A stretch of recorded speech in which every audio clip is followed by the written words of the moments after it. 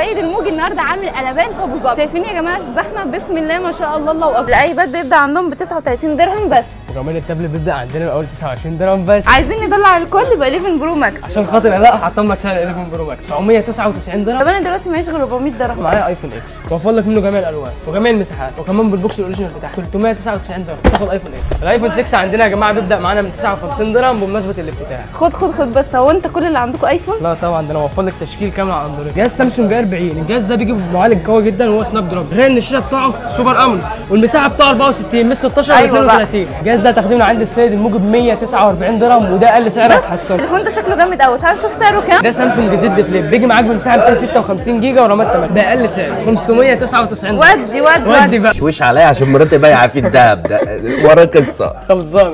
ده ماك بوك برو، بيجي معاك ب 512 جيجا، رامات 16، تاتش بار يا باشا، 16 انش زي ما انت شايف كده، 1099 درهم وشيك.